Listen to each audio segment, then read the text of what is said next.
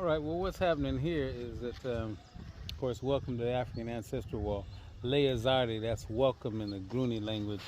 So you hear Quaba a lot. Right. But if you want to see, hear what they're saying there, then that's cool.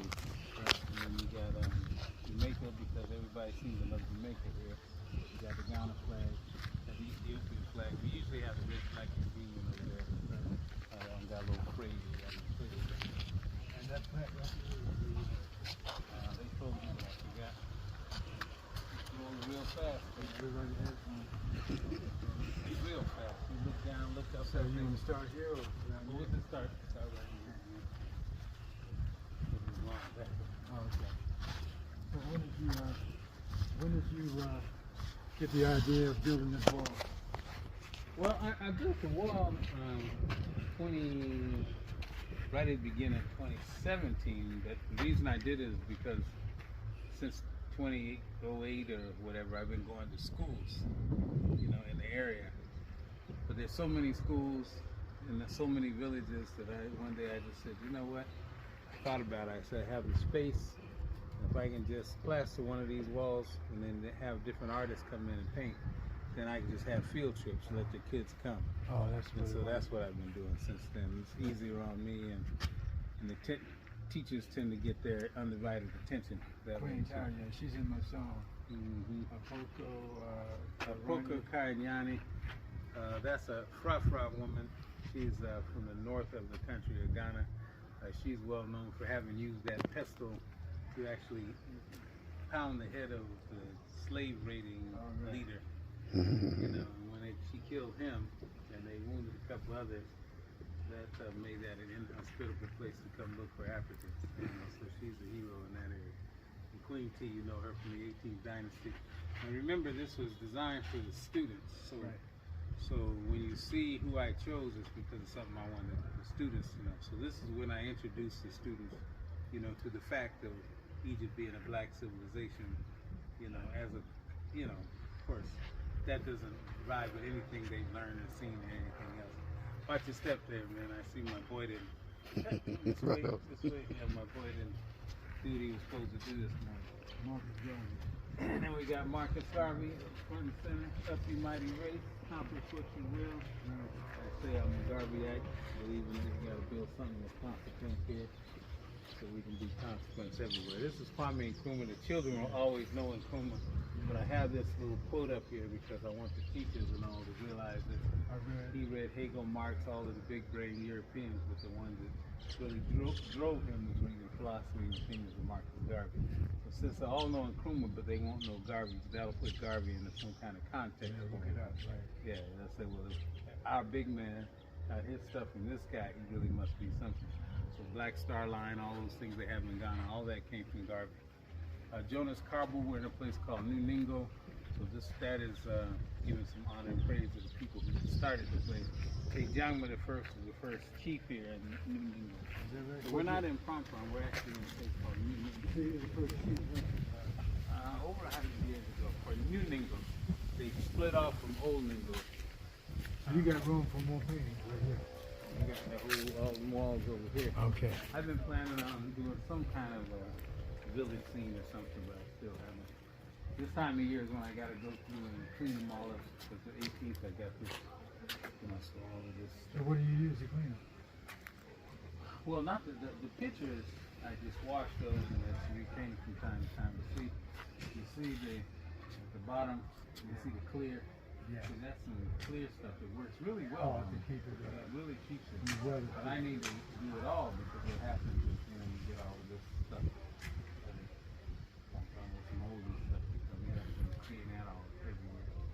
So anyway, I start with the Eve and I let the children know what parents of humanity, of course, going 200 to 300,000 years ago, Homo sapiens sapiens, which is us, started. And we, started in that part of Africa. And about 70,000 years ago, people began to leave Africa to populate the rest of the world. So the point being for the students is 2/3 of human history. It's really more like 300. So it's really like 3/4 of human history. No one was outside the African continent. All the humans were in Africa. Yes. Where nobody. Yes. So that accounts for a lot of the diversity that people don't recognize. Chinua Achebe, one of the great writers, Igbo writers of Nigeria.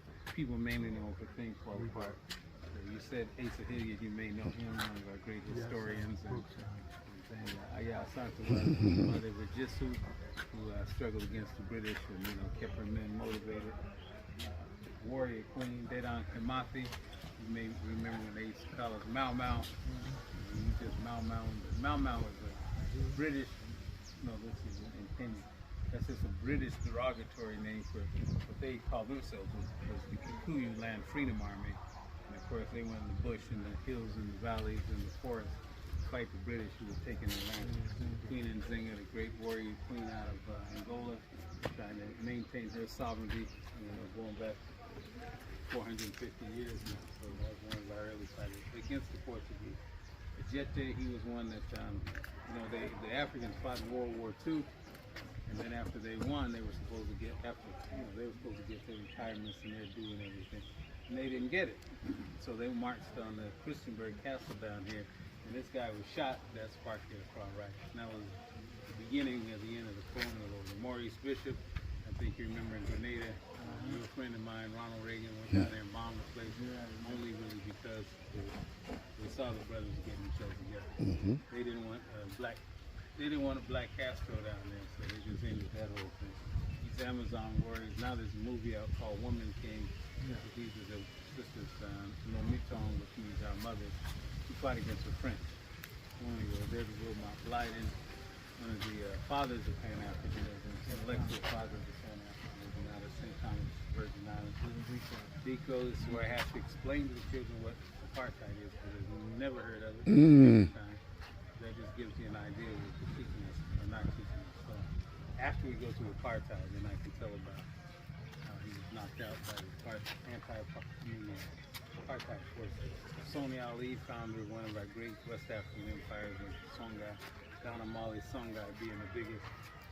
Bahanzan, also the homie, which has been struggling to keep this kingdom free from the French. Miriam Makeba, great songstress, protest songstress, kicked out of her country for 3 decades, to get kicked out the job. Who more than anyone else demonstrated black Africanness in ancient Egypt. Dessalines, of course, the first real leader after the Haitian Revolution. Of course, he was a right-hand man of Toussaint Louverture.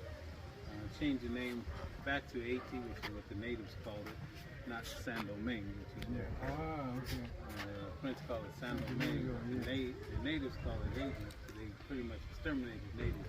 When the Africans took over, they had a good taste to give people the name back. That's how it came back to Haiti. So this one's funny because sometimes the children raise their hand, yeah, I know him. I'm like, no, who is he? First president of the United States. That's kind of history for you. It's not the same guy. Not even the same. Julius Nyerere, of course, one of our great East African leaders in Tanzania, one of the ones started OAU, and of course, kind of had his socialism with an African sense.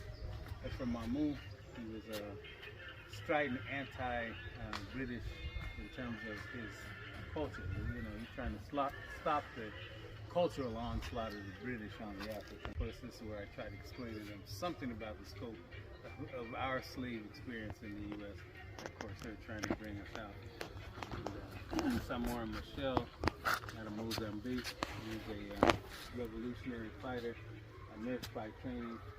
Of course, they were in the 25th dynasty Egypt, and he was so 714.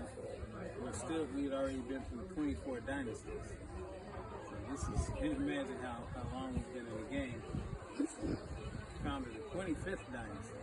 And the other 24 are behind us, and it's still 714 BCE. Shaka, the great Zulu king, who was a little bit imperialist in his own life, but took enough power to give the people insulate them at least extent possible. Of course, Fannie Lou Hamer, who was sick and tired of being sick and tired. This is when I tell the children about the fact that when I was a boy, my parents basically would not give me vote. You know how they had it set up. Took Bay Street, coming out of a place called Orche. back in. Yeah, you see, in fact, you guys were just talking about... Kasi.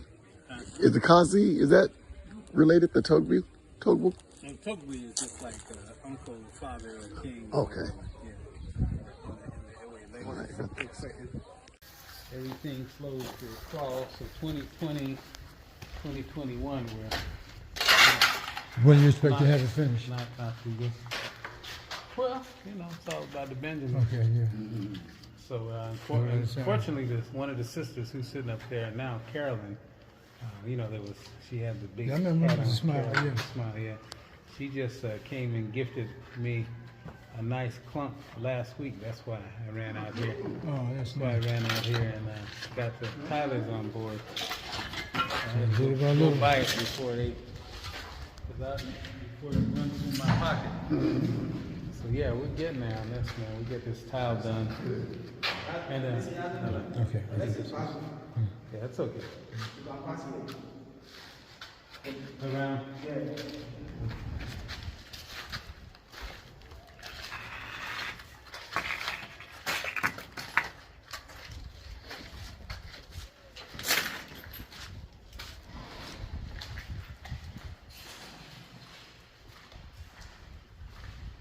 So yeah, I'm going to keep all my computers and printers and things over this little cubby over here, and it's going to be more this bathroom back there, bathroom on that side. Looking good. It's all brick. It's going to be all brick. Oh man, I'm telling you, we got some tonnage in this sucker, and so it's going to be primarily digital in that we're going to be.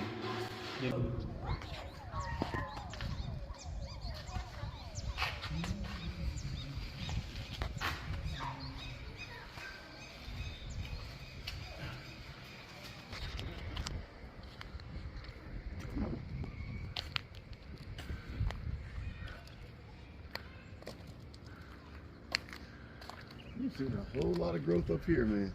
Man, when I moved here, this place there was not a single dwelling anywhere except for on the beach down there. None of this was here. Nothing. I saw a picture, I guess maybe on Facebook. It was an older picture. Of me? Yeah, of you here. And wasn't nothing else around. I was standing over by the house. How long you been here now? I bought this land 20 years ago.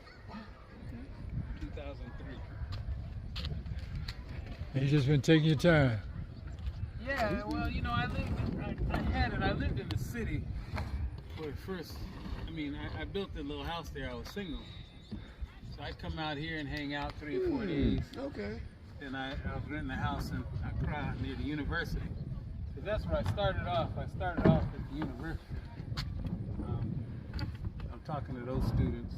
So how did you get them to fill this up? They run a hose up here? Oh, okay, I got a pipe here that will run it from a borehole that we dug. So This is amazing, man. try to start that next few days. How far did you have to go down on your borehole? More than 10,000. Yeah, it's digging, man. Get down. And even now, you know, it comes when it comes. But it's pretty good, you know. I mean, I was supplemented with the government work. But man, they got to charge